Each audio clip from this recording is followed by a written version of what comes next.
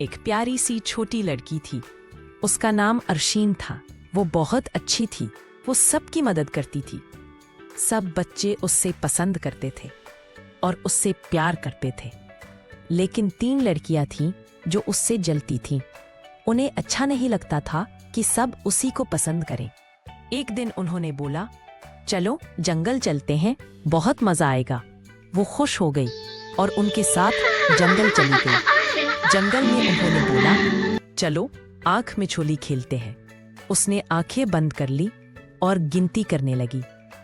वो 3 लड़कियां चुपके से वहां से चली गई। वो अकेली रह गई। जब आंखें खोली तो कोई नहीं था।